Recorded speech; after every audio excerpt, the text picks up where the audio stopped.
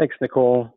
Like Nicole said, welcome everybody to today's webinar, an introduction to cost-benefit analysis of conservation planning. My name is Robin Buckingham. I'm the Puyallup and White River Watershed farm planner with Pierce Conservation District, as well as a member of the Center for Technical Development. Thank you to the 40 or so folks who have joined us this morning. We hope this is a useful and informative webinar for you all. Our focus today is going to be on utilizing partial budgeting through tools such as T-charts to assess monetary as well as non-monetary costs and benefits of conservation. This type of analyses will provide clients with better understanding of the conservation options available to them and allow them to make more informed decisions. The NRCS provides templates and trainings on these tools through the Economics of Conservation Planning course, which was unfortunately canceled this year, as well as technical bulletins and on-the-job training. If you were sad to hear that Economics of Conservation Planning was canceled this year, note that it should be an Ag Learn module for planners to take sometime later this year. So presenting on today's topic is Carri Gaines. Carri is the Washington State Forester for the Natural Resources Conservation Service and has worked with the agency for over 15 years and in the forestry industry for over 40 years. She's the economics contact for Washington State and has graciously agreed to walk us through an introduction of some specific tools they have available. After Carri's presentation, Ryan Williams, who's the habitat coordinator with Mason Conservation District, will give an experienced planner's perspective on project cost estimation, as well as a few useful tools for those not utilizing NRCS payment rates or other established cost lists when planning. Carri, I'll go ahead and turn it over to you for a few more words of introduction, and then you can take us away on today's topic.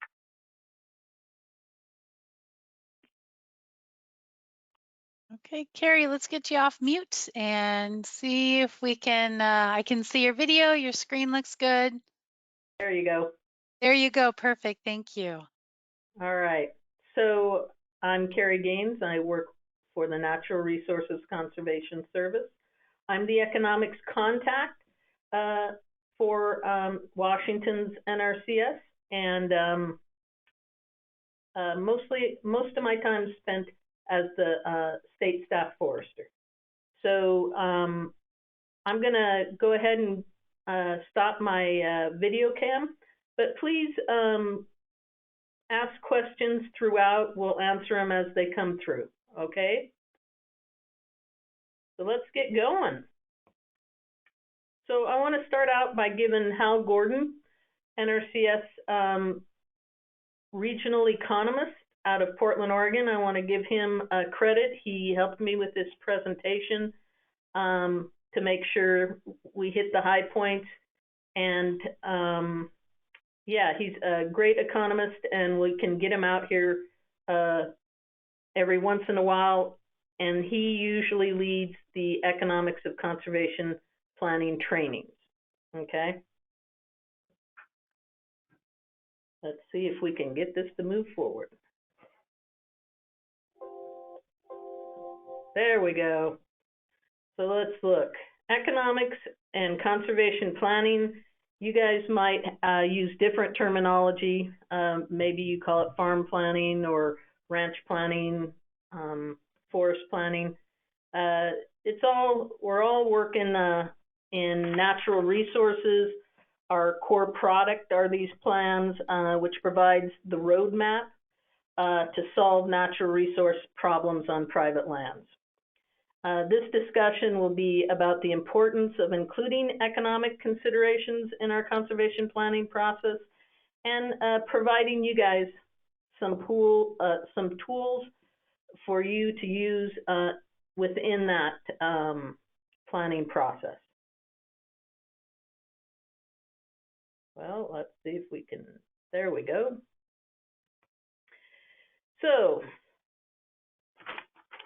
consequently, from the standpoint of common sense, national action to conserve the soil resource must not only deal with soil erosion and related physical facts, but also cope with the complex economic and social considerations that affect the use of the land.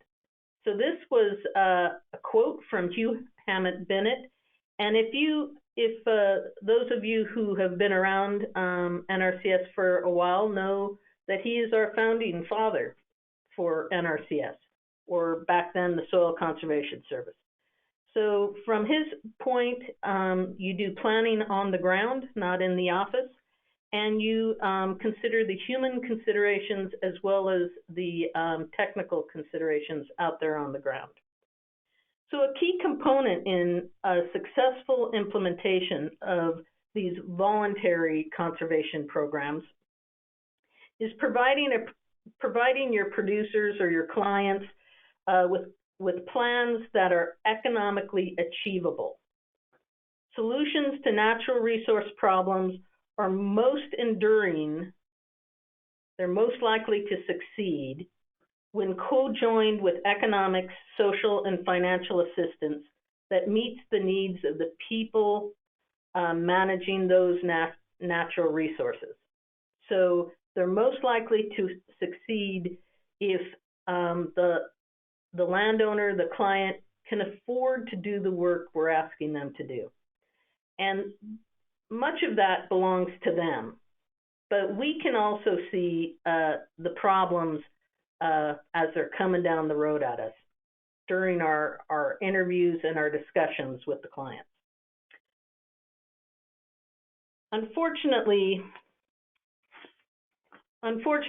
for us, and probably for you folks as well in the conservation district world, the number of economists that we have to call on to help support us is going down. But that doesn't mean we don't need to understand the economic realities that our clients face out there. So let's talk about the objectives for you folks in the field. You need to be familiar with the economic issues associated with implementing these voluntary conservation programs on private lands. We need to support the individual client and the communities in making informed natural resource decisions. We need to integrate discussions of cost effectiveness, benefit cost assessments, and other economic considerations into the conservation planning process, okay? We need to provide clients with conservation plans that are economically achievable. I'm probably going to say that a million times during this presentation. It's the point I'm trying to drive home. We can ask them to do a bunch of stuff or take on huge projects, but if they can't manage it, if they don't have what it takes to manage it, then it's never going to get done. So the success of our conservation efforts is based on maintenance and improvement of natural resources through locally directed voluntary programs, right? Success in this effort depends on providing farmers with state-of-the-art conservation technology that reduces costs, maintains productivity, reduces risks, and protects the environment. Field planners have a central role to play in making sure that conservation plans, farm plans, ranch plans are economical. And so I'm going to put in my 2 cents here. Adding the economics of conservation planning course to your training plan is essential. It can provide you a lot of great skills and understanding of your clients. And I took it quite a few years ago with Hal, and I'd tell you it's one of the better courses I've ever taken. Now that was an in-person to in-person course. We'll see how these new online courses work, okay? So let's get going here. Natural Resource Conservation Service and conservation districts are unique in our approach to conservation. We assist small working farmers, ranchers, forest landowners in managing natural resources on private lands. The product we're learning about today is to provide are farm plans which solve natural resource problems to provide those to the farmers in a way that the farmers are going to be able to move forward with them.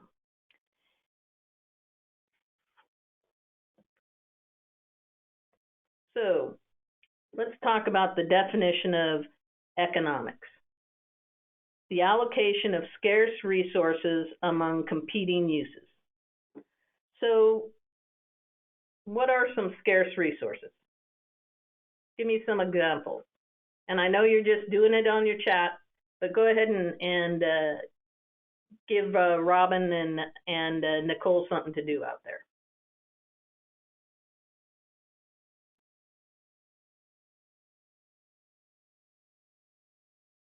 You guys, are they out there?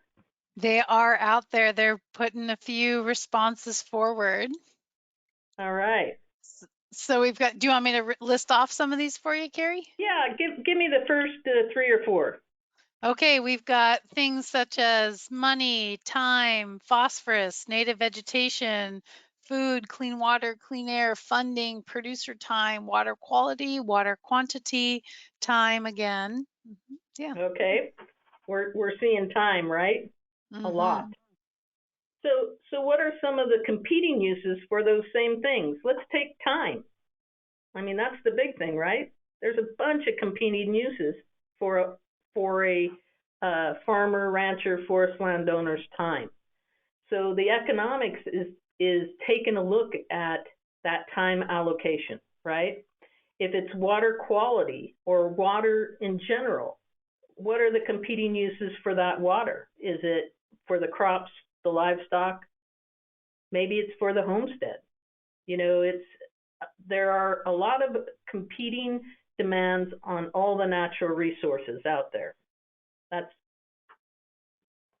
So what is a field planner's economic responsibilities? So investment or costs of conservation, the local estimated cost of the practice, and if the practice is eligible for financial assistance, and what is our reimbursement rate, right? So provide practice cost payment information to the client. And we gotta help them understand what they think the cost of doing that project is, or the cost of doing that practice, and what kind of financial assistance they can get for that.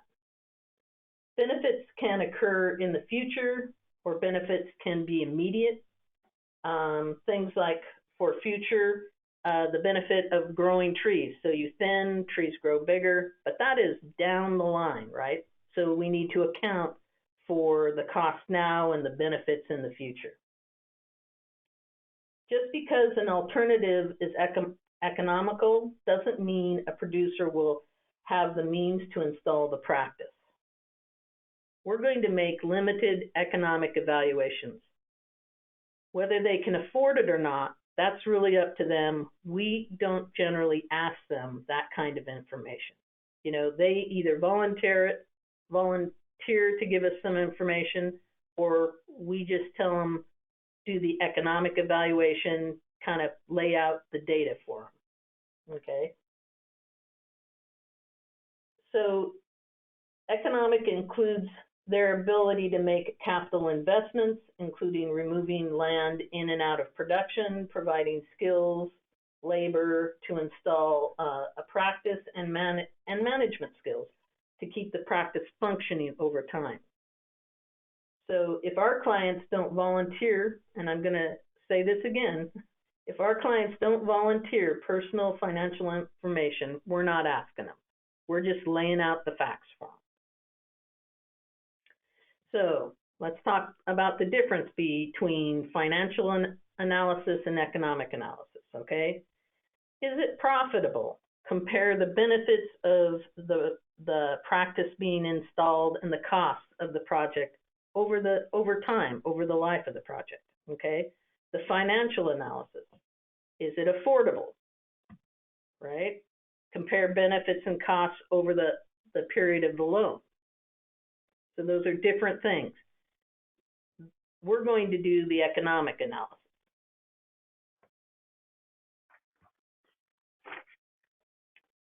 So economic analysis compares these benefits and costs of an alternative over the alternative's lifetime. So address economic concerns where possible, consider the client's economic financial feasibility when developing the plan. You'll get a feel for that as well. Do not require to know the client's financial condition. And as you can tell, I'm saying that over and over again, but I want to really drive that point home. And you want to meet the land user and program goals both.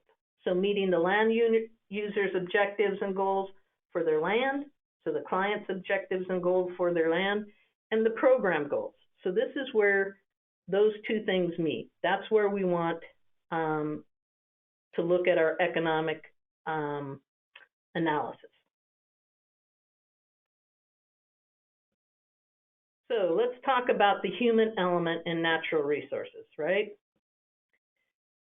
This part is the technical, the SWAPA, the water, the soil, the water, the animals, the plants, the air, and now the human, right? So the first five is the SWAPA that NRCS talks about all the time, the technical things, the natural resources. But the human consideration, sometimes that's a little harder to deal with. And we've also added energy to that discussion. Human considerations, infrastructure, how we do our work out in the field, what kind of equipment we use, and how that equipment can save energy or be energy wasters. All of those things are things that we're looking at now.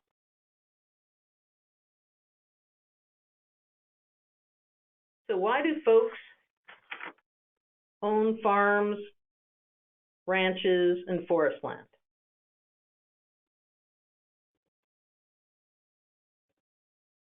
So in most of the surveys that I've read, it's a lifestyle.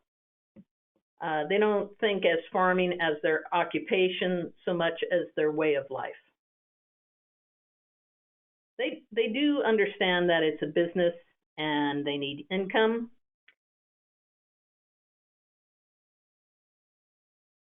Real estate market can be a real pressure. Places where they've farmed for generations are now getting a lot of pressure on making them housing developments, and changing real estate market can be a real problem for the folks out there. So now I'm a forester. The National Woodland Survey came out a few years back, and there were 3 reasons for folks to own forest land.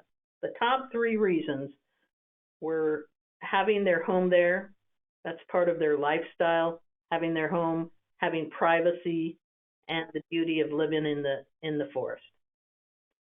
So land users want to utilize their natural resources, so they bring them to the most benefits. So it brings them to the most benefits to meet their goals and objectives. So they want to be able to use their land to the fullest to meet their goals, their objectives, their lifestyles. Okay. So let's talk about some economic tools to evaluate conservation alternatives.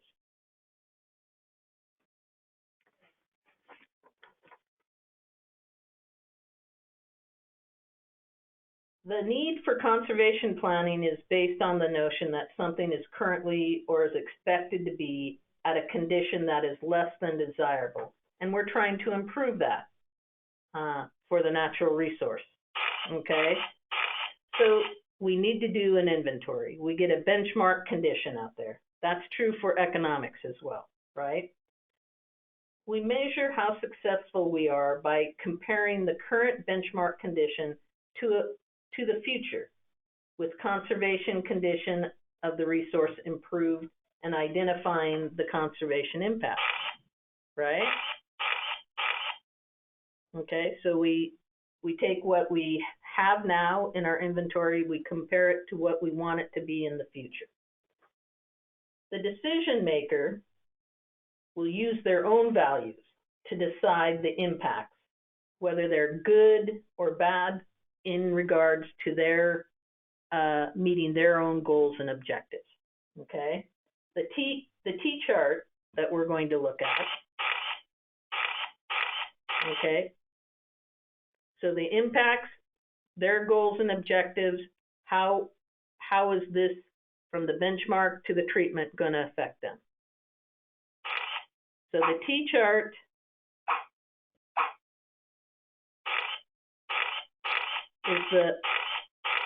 is the tool that we use to help us get there, okay? That was a little awkward, but it's still the point. Inventory,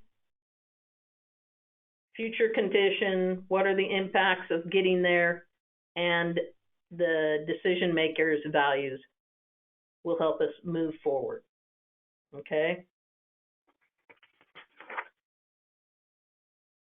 So economic effects. So for us at NRCS, we have what we call the CPA 52, which is our environmental evaluation. And we need to look at very specific items. But those items are actually excellent place to start for your economic evaluation. You need to know your local farm environment. What are the major agricultural commodities or forest commodities? Where are they sold? What are typical yields and prices for those commodities? Now, farming, it's a yearly thing. For forestry, it could be 35 years, 40 years, 50 years down the line. Longer here in Eastern Washington. So you need to start understanding the clients that you're working with, what kind of market pressures they're dealing with out there. What are the local, state, and federal regulations? What affect most farmers, ranchers, and forest landowners? So for forestry, we have the forest practices rules and regulations. You have Department of Ag and Department of Ecology that farmers and ranchers end up working with. So by having a basic understanding of agriculture, ranching, forestry business in your area, you will be able to develop better plans by helping the client with economic analysis and give them a good start on their financial analysis. You know, we start with the big picture, they'll get into the weeds. So, the economic effects. We got Mr. Scrooge there. Land. Is land going to be pulled out of production? Are you taking land and putting it back into production? Capital. Is there going to be a need to buy some big piece of equipment? Like, are they going to have to shift to a no-till drill? Something big, some kind of big capital investment. Labor. Who's going to do the work? Is it going to be them? Is it going to be a contractor? Do they have a worker that they use? What are their capabilities? Are they going to have to expand their labor force, or can they do it with who they have right now? Management. Do they have the skills and the understanding and the knowledge to be able to manage the practice once it's in place? Not only manage its implementation, getting it installed, but then for the life of the practice, do they have those skills? Do we need to provide them some information? Risk. Are we increasing their risk, decreasing their risk, and profitability? So most of what we do, most of the practices, most of the work that we do with clients generally improve their profitability. It's kind of a win-win, and that's how we sell conservation programs, right? On these win-wins.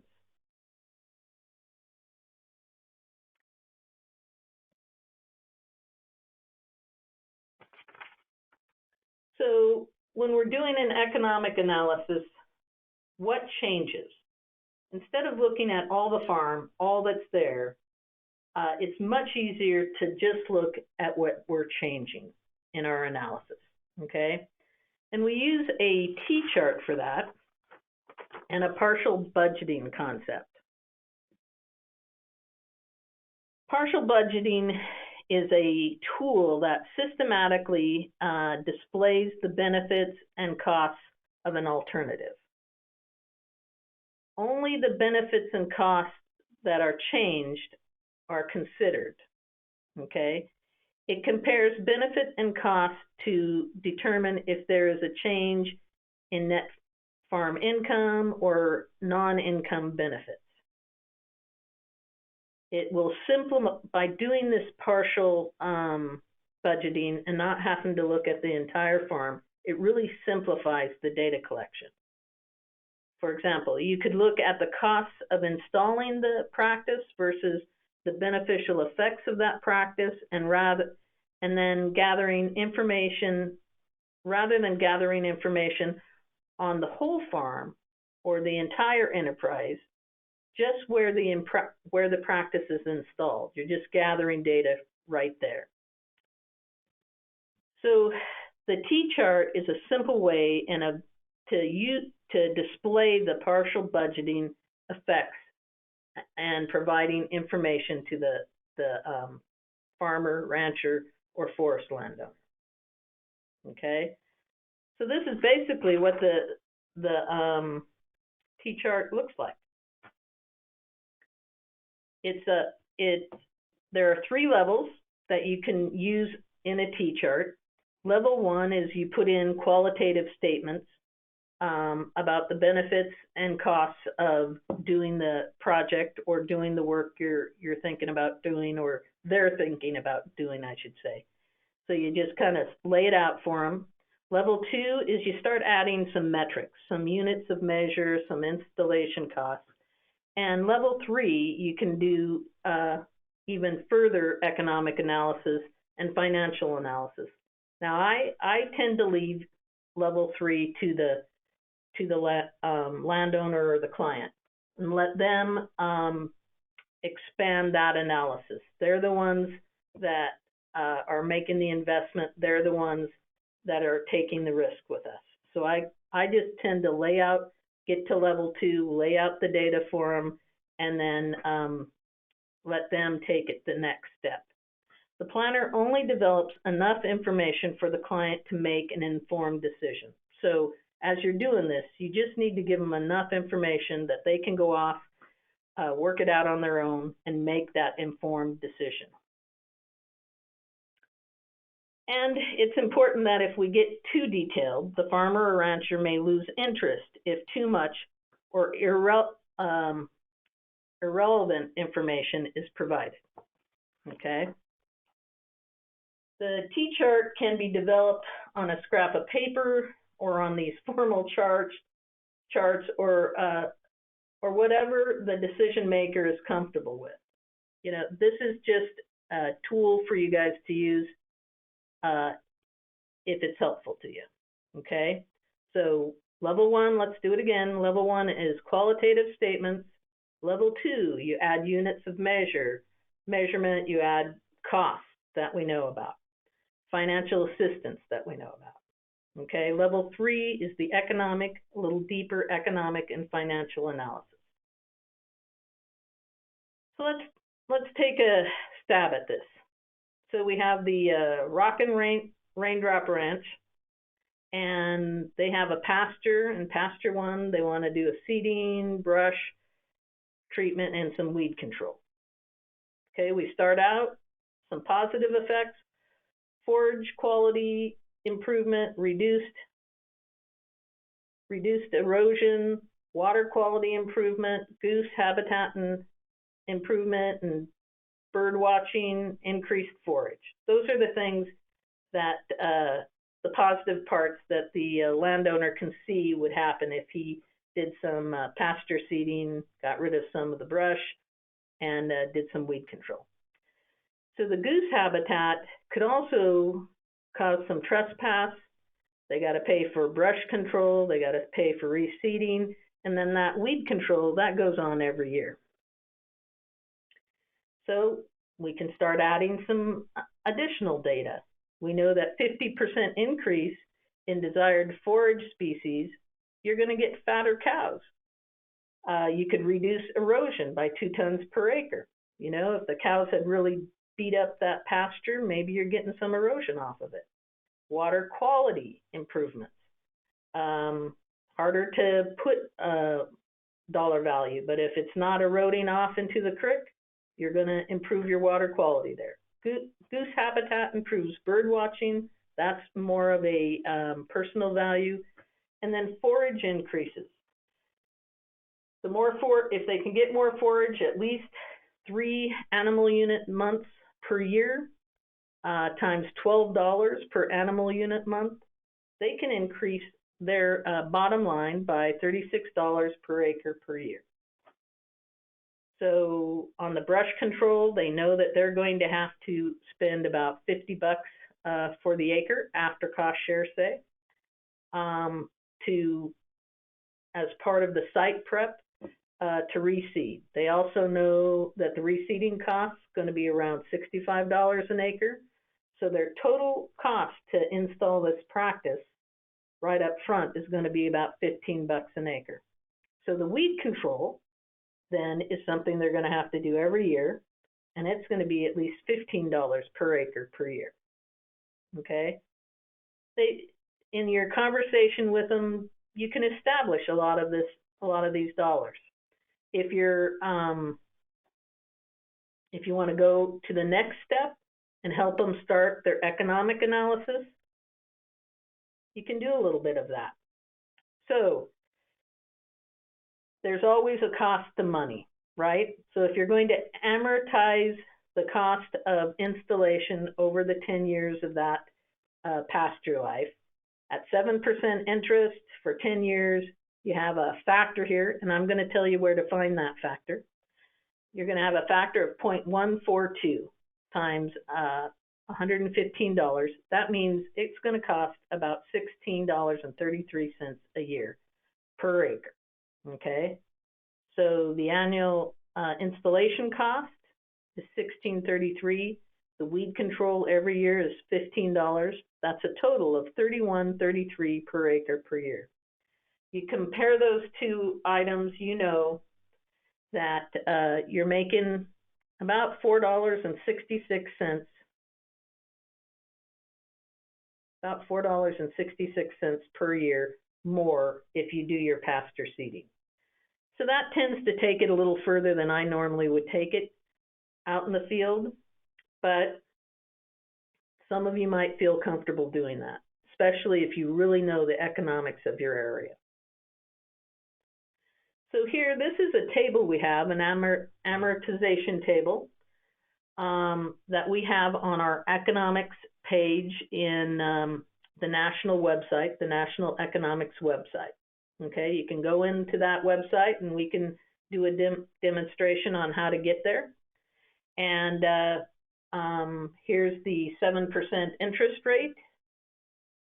And for 10 years, that's where they got the 1.42.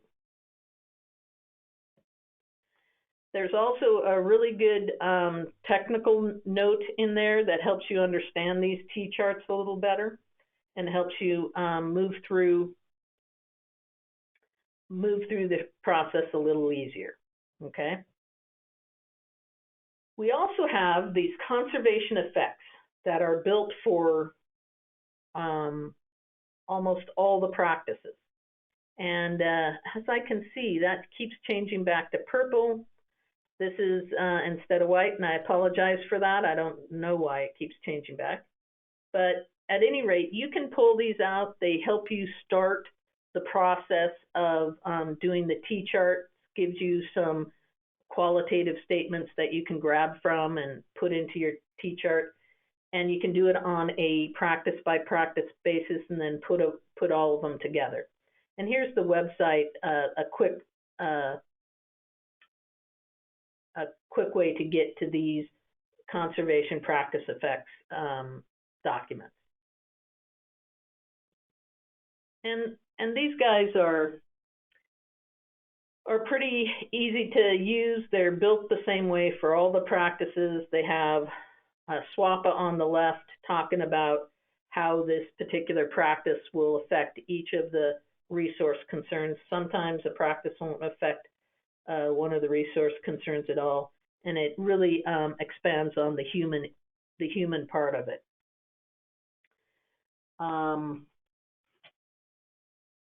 Then on the right side, you have the main economic categories that we review. You have the land, the capital, the labor, the management, and the risk. And in the end, the net effect, that's the discussion about profitability. Okay, so let's look at a forestry example. I'm going to escape out of here.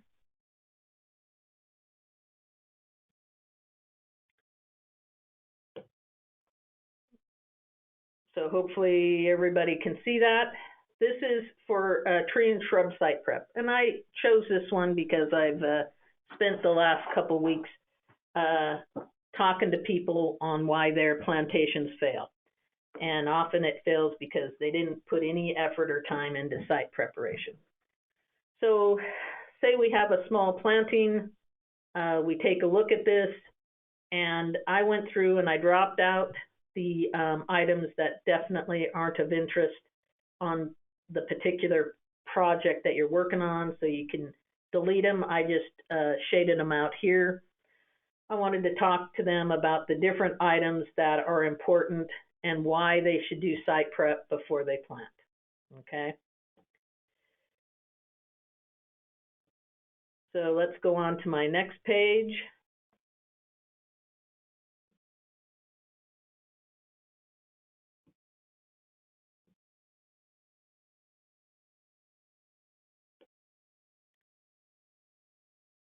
So I went into these after I got rid of the items that I didn't think applied to the site, and I looked at them and I talked about, okay, if you're going to disturb the soil, and this is mechanical disturbance, but even if you do spot treatments like larger scalps, you increase. There's plenty of research out there that talks about how you can increase your average survival. And if you can increase it by 20%, that's 80 trees. At the cost of the tree and the tree planting, that could be $120 that of your investment, of the client's investment that they saved by doing site prep alone. Now, on the ones I've been looking at, they were having like 60 or 80% mortality, partly due to dry conditions, but mostly due to the fact that they had, you know, a 6-inch scalp and just put the tree in the ground, and all the grass or all the vegetation around it was sucking up the water, and the little tree never got established. So talking about the investment that they put into the into planting trees, why not save yourself some money and do a decent site prep? Talk about creating a 3-foot scalp and using that also to reduce the competing vegetation around a growing space, increasing the growing space. We talked about buying a hoe. You're going to have to make an investment. Well, if you're doing a scalp, your investment's a hoe, it's about $40. So over 400 spots, if you have just an acre of work to do, that's 10 cents a spot, okay? We talked about labor. Now, if they're going to pay someone to do it, then they got 400 spots, and say this person isn't used to doing that kind of work, so they can only do 30 spots an hour. That's 13 hours to get the site prep done. Times $15 an hour, that's $200 an acre, plus the hoe, your whole investment's $240 for that acre. If you get cost share, if we went all the way down here under the human part of it, you'd notice that cost share was about $210. We could offer them $210 an acre in cost share.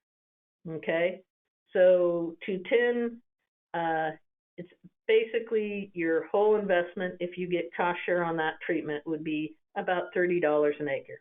Now, if you're doing it all yourself, you can give them this one. $210 is your cost share. It's going to take you 13.3 hours, more or less, maybe less if you can go faster. That's about $15 an hour you're getting paid to do this work. And you add the $2.50 for the 30 spots that you do per hour for the cost of the hoe. That's $13.39 an hour that you're putting in your pocket. So it's really discussing, kind of start out by putting your metrics in there, and then you can really go to the dollar part. And then once you get that done with site prep, then you would add your information for tree planting. You can tell how tree planting and the site prep can work together really well. And you can also add information on your post-plant veg control. You can then just put it all together using these kinds of conservation effects documents. They're really a decent starting place. So let's get back to our example. So economics data.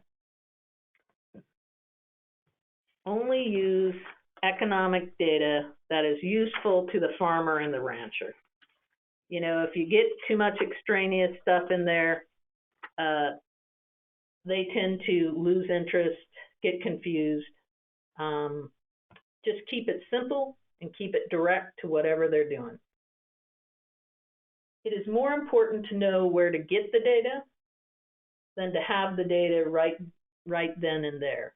And you can help the farmer, rancher, forest landowner with places where they can get the data. Economic data is only good for today, right? It is a changing landscape out there. Anybody who has been watching their retirement account knows that's about as true as it gets. It changes day by day. Markets change, the price of lumber changes, the price of hay changes, everything changes day by day. So work with your landowners, know and understand them, have them also talk to their neighbors for this kind of information. That's a good source of economic data, is your landowners. The Field Office Tech Guide, we have a NRCS economic website that you can get some of this data from. Our payment schedules, that helps you understand what kind of financial assistance is available for your clients out there. We have a state, not a state economist, I'm the economics contact. Most of the time I will be going to the region to get you whatever information you want. Maybe you want a case study done. If you go through me, I can get the regional economist to help us with it. And we've done a couple of those in the state. One is had to do with some small buffers, using hedgerows to make buffers along streams that are now acting as ditches and reducing water temperature. So we can do those kinds of case studies on the cost of doing that kind of practice in particular landscapes. Okay. Crop, livestock budgets, you can get those from University and Extension Services. You can also, Richard Fleener is our grazing land specialist. We don't have an agronomist right now, state agronomist. We're trying to get that on our list of positions to rehire. So right now we're a little low on that, but we do have some area agronomists that could be helpful to you folks out there. The Washington DNR, I get a lot of information from them. They collect costs. They even publish some costs out there. So if it's forestry, I work with them a lot. And you can also look at other agencies, other conservation partners for this kind of economic data. So again, my name's Carri Gaines. I'm the economic contact for NRCS in this state, and I'm also the state staff forester. So please, if I can be helpful, give me a call, and if I don't know the answer, I'll probably know where I can get it. So, any questions?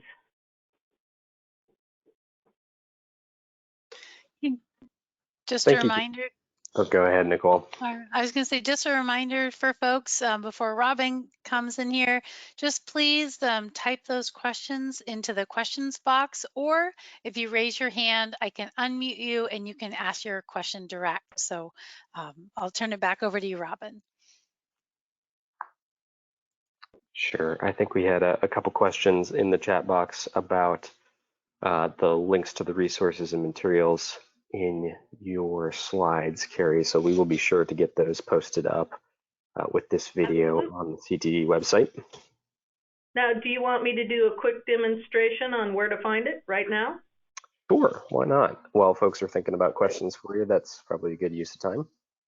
Okay, let's see if we can get out. You guys don't want to look at me, you want to see the website. So let's go back to that. Let's escape, maybe. I think Robin has the helm, maybe, because it's, oh, there we are. And let me escape, finally. So let's go. So for economic information, we're going to go to the national NRCS website. All right. And of course, everything's going to slow down now. We're going to go to topics. See that? Resource, technical resources. And because I'm out actually at a field office, it's going to be a little bit slow. We're going to go to the economics page. Okay. And as you can see that over the last couple of days, I've been looking up all sorts of stuff to hopefully give you a decent presentation here. And here's the tools.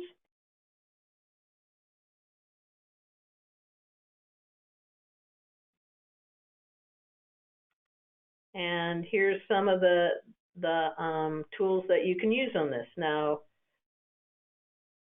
I use this, the T-chart, payment schedules, and down here is that amortization card that I was showing you as part of the presentation, and just a lot of different tools and information that you can use to help fortify whatever economic discussion that you want to have with your landowner. And it's based, look, crop and hay, irrigation, energy, forest, my love, forest right there. So that's pretty much it. Is that helpful? And I can send those links to you guys if you'd like. That would be great, Carri, yeah.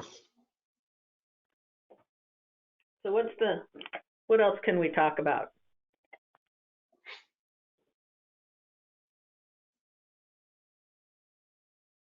Not seeing too much more in the question box besides, more just links to the resources and things that you have covered.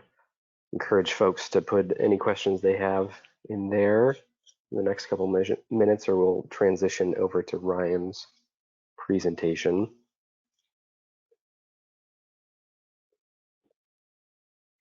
Oh, we got a couple coming in now. Okay. This one may be specific, but maybe you can have an idea about where to direct it. Somebody asks, can you discuss putting a value on reducing risk for shoreline erosion? Putting a value. Well, as we discussed during the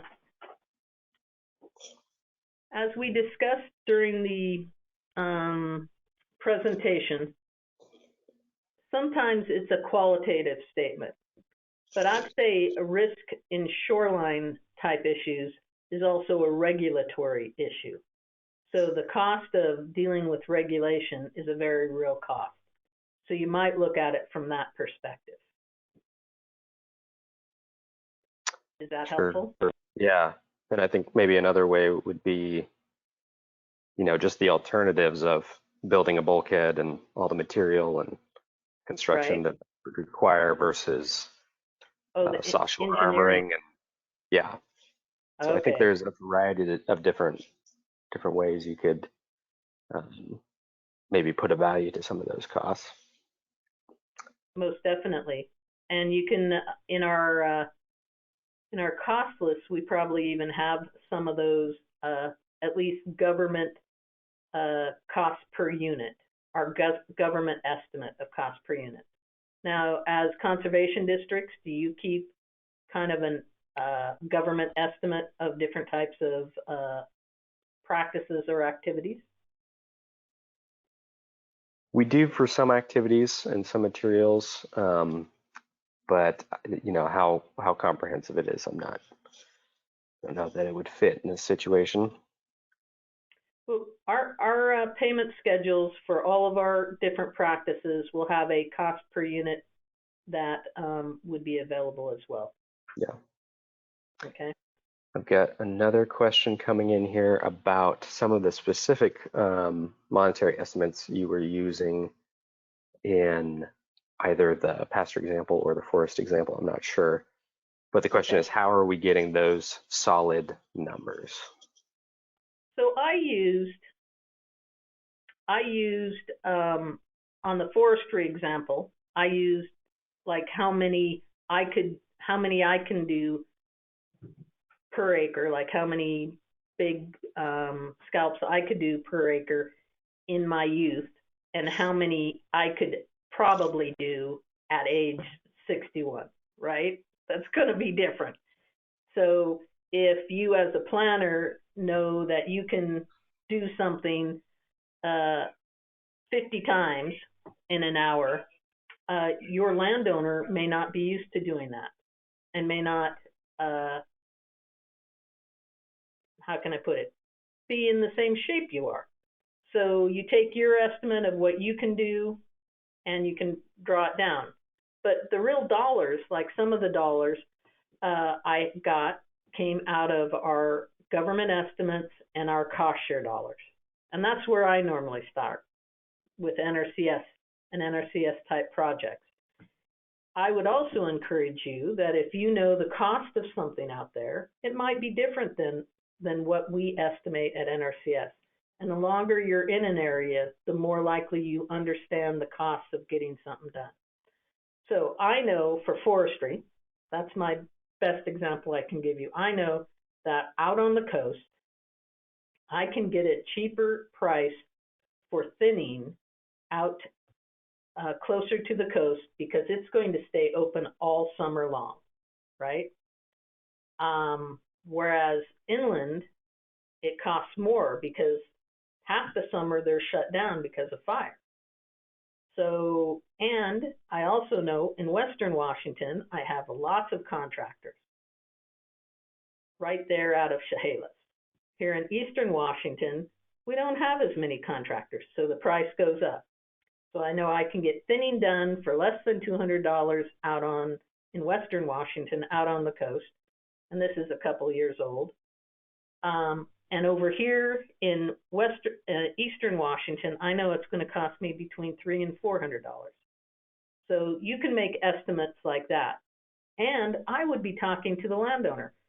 What do you think you can get your thinning done? Have you talked to anybody? What do you think the prices will be?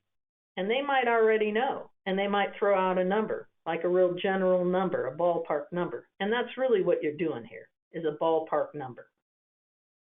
They have to do the work. They have to talk to the contractors. They have to get the bids. They have to understand what the real cost is going to be for them. This is just a discussion that you're having about approximately how much things cost.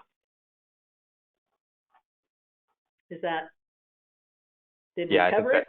I think that's great. And I think you talked about that earlier in your presentation about maybe that, exact cost or question being more of a level 3 analysis in the way that it's set up, and you let the landowner take it that far if it's that meaningful to them, right? Yeah. Okay. I think that is all that we've got in the chat box.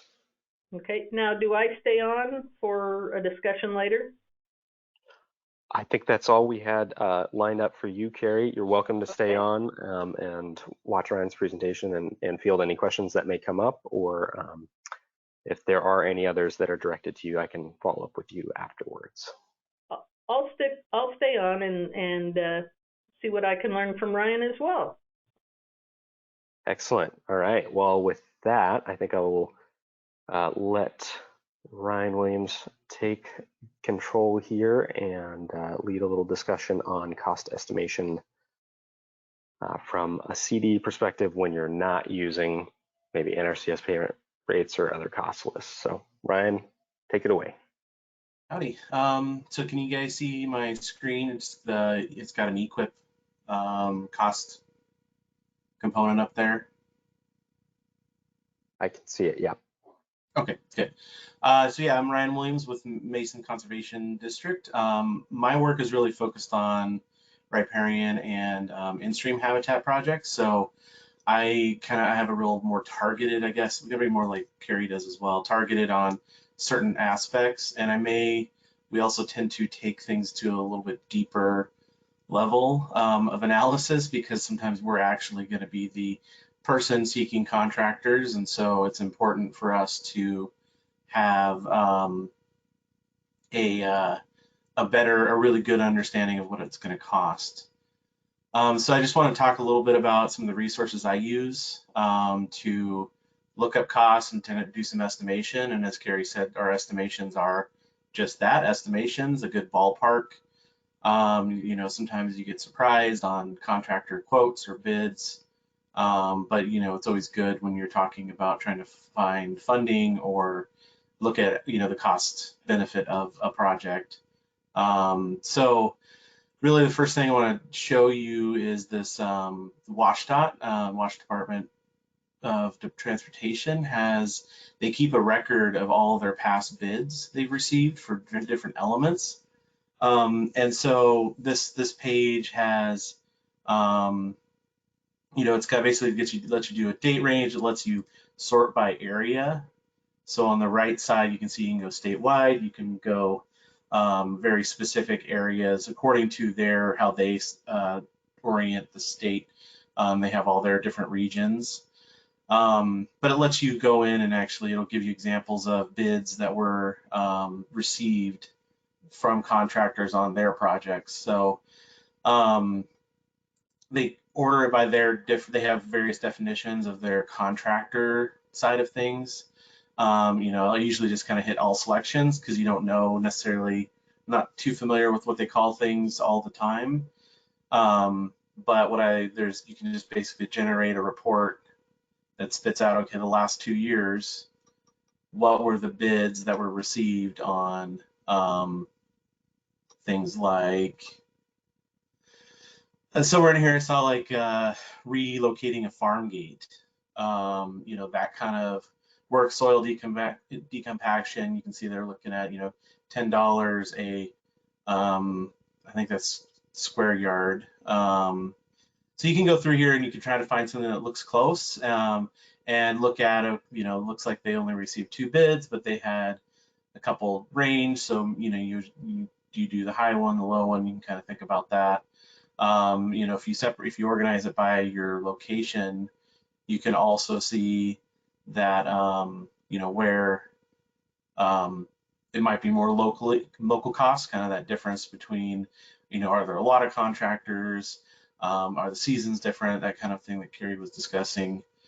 So that's one thing. I just kind of use it either to give me a baseline or look at where the world is, at least in terms of public contractors. The thing to remember about this is going to be prevailing wage. It's going to be the more expensive side. So if you're working with a private landowner who's just going to hire it themselves, they're going to be able to get a cheaper deal on everything. And so, you have landowners who go, oh yeah, I know a guy, he's my buddy and he'll do it for this much cheaper. And, and so that's factoring that into your process is important. As part of that, we were talking about equip and so on. And I use that as a tool as well. They published every current year's payment rates for all the different practices, including with the subcomponents in there. The thing to remember with this one is that this is a cost share rate. It's not necessarily 100%. And so looking into figuring out, what rate are they, what percentage is it really expected to cover for brush management or that kind of thing. So that's an important component to remember, that this is actually going to be low probably. And then it's also averaged, I think, across the whole state. So it factors in things like the cheaper contractor on the west side might bring the east side estimates down. And then the last tool, the tool I'm going to want to show that I've made myself. So I think it's important, things to think about with your work is how, is there things that you can do to make things easier on you? And so when I do riparian plantings, it's pretty predictable in terms of I know my plant list. I know I have components that I'm going to be focusing on. And so I've created this Excel spreadsheet that helps me do a couple different things. It's pretty complicated and it's been growing over the years with input from various folks. I started this when I was at Snohomish CD with help from folks there, and then I've morphed it more once I've gotten to Mason CD. But it does a few different things for me personally. It allows me to do my plant planning, so my planting plan itself. So I'll have different management units and put in how much of what species I want, and it kind of summarizes it. And then it gets in here and you can start looking at costs. And so I've looked out in the world and looked at, gone to different nurseries in the area and gotten some average prices for different sizes. It's going to vary by species. But again, we're trying to get a ballpark. So getting, when you're doing a bare root, Douglas fir, it's not $1.50 a plant. It's more like, 45 cents a plant. But then when you're talking about like a Nooka Rose or a Twinberry or something, it might be closer to that $1.50. So it's really looking at a ballpark and hoping that, looking at averaging things out. And then, so basically this tool really, it just lets me do some of that math. I can like select what size and it'll spit out, a cost, but the formulas are missing. There we go, better one. That'll let me kind of spit out, give me the ability to start building a spec for what I'm looking for. And so, for example, a 6-foot live stake is going to be a different cost than a 3-foot live stake, and so I have that really built into this tool. And then when I do CREP planning, I also have that tool that these rates are all set in stone, and so I'll work on so this component kind of goes away and it becomes that what those rates are. The stuff that's really been, depends on what crews you have in the area. In the case of my case, we have an internal crew. And so I can start thinking about what are the production rates and kind of that conversation of can you install 50 of something in an hour versus 20. And I've been trying to do, come up with ways to somewhat automate the process, or at least give me the consistent ability to produce cost on something without having to, start from scratch every time.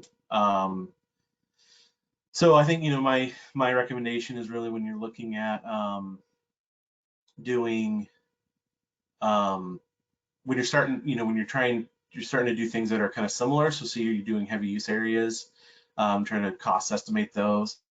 You can start to get to a feel. You can call around to like, you know, gravel pits or whatever to get some basic costs out of things.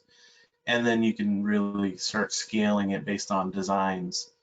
If you want to go into a lot of detail for the landowner, the other option is to go to the list and, and really figure out if it's 50% or 75% of or whatever the rate is.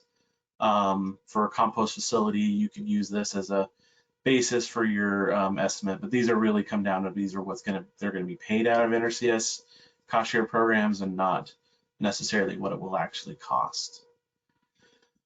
Other than that, if I have something new, I'll start here, and then I might, look into start going like just doing online searching, at least initially, calling around to local suppliers who will have maybe different pricing. So just trying to think of the elements you can, and then always adding in a factor of contingency, basically saying that you don't know whether you're going to hit if you start digging, or if you have issues with supplies, like they don't have the right posts or locally or something like that. So hopefully, this helps a little bit for you guys. I think if you give, I think I'm happy to answer questions or provide advice if folks would find that useful. I don't know if anybody has any questions for me.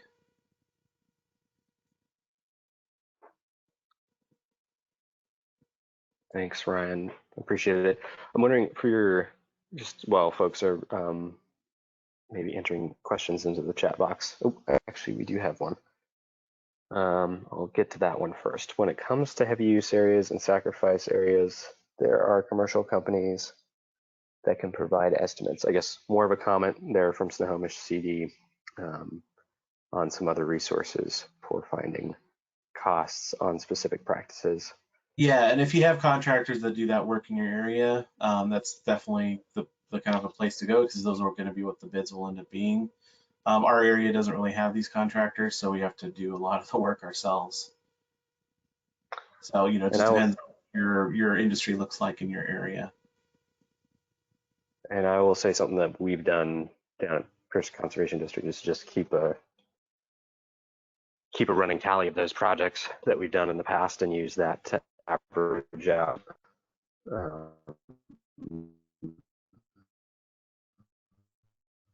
expected costs for projects coming up, either on a square foot basis or some other unit, recognizing that the farther you go back and past, the less useful those numbers are going to be. The question I had for you, the value that you use, I don't think you mentioned it, or is it kind of a feeling based on the risk level of the project? What do you end up using mostly? So for my contingency kind of thing.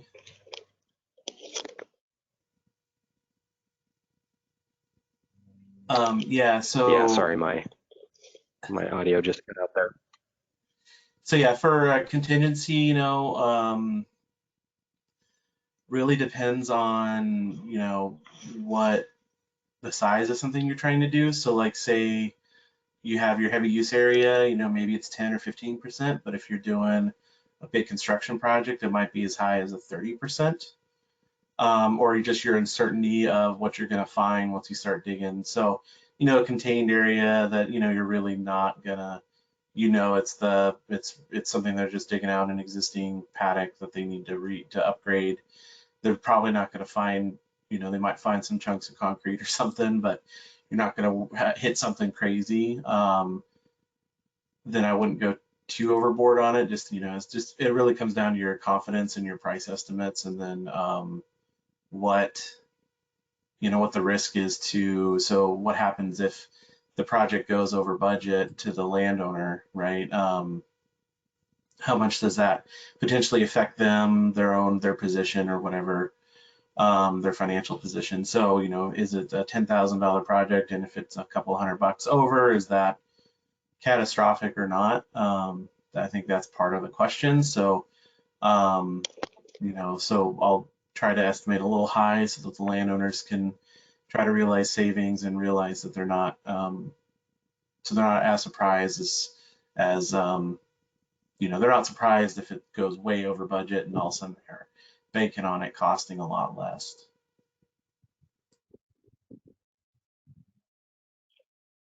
That's great. Awesome. Got another question in the chat box, which may change depending on the type of practice you're talking about, but do you find the costs varying that much seasonally? Is there a factor that you can use to account for this? Or check sources for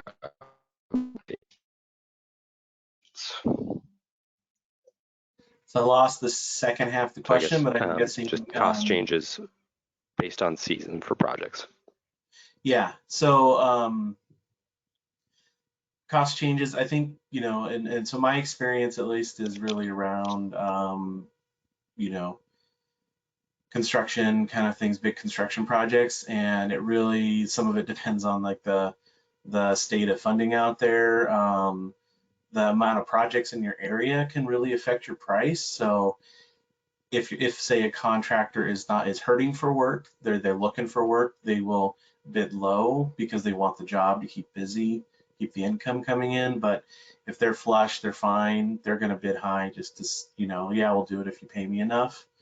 And it's hard to know that's happening until you actually start getting bids in or quotes, unless you kind of keep an awareness of what's going on out there, or say you're doing a whole bunch of these projects yourself, as a district, you've got 15 projects in the hopper, and you have 3 contractors that do this work pretty regularly.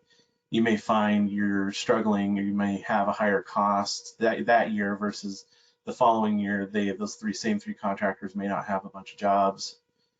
So it's interesting. It's hard to really gauge. I know I've got some projects coming up next year that I'm concerned about price-wise, just because I know there's a bunch of these projects going on in our area, and there's going to be limited contractors. So we'll see how we go. And so the other component is getting out early. So if you're going to build something in the summer, contacting the contractor early, having the landowner do it, or you, or whoever's kind of running the contract, is if you call them in June looking for a July construction, they're going to be higher cost than if you call them in February to say, hey, well, we're not going to build it until June, and so they can build out their schedule. They like that predictability, I think. So yeah, I think there's a lot of things that factor into prices on dealing with contractors specifically. That's great. Thanks, Ryan.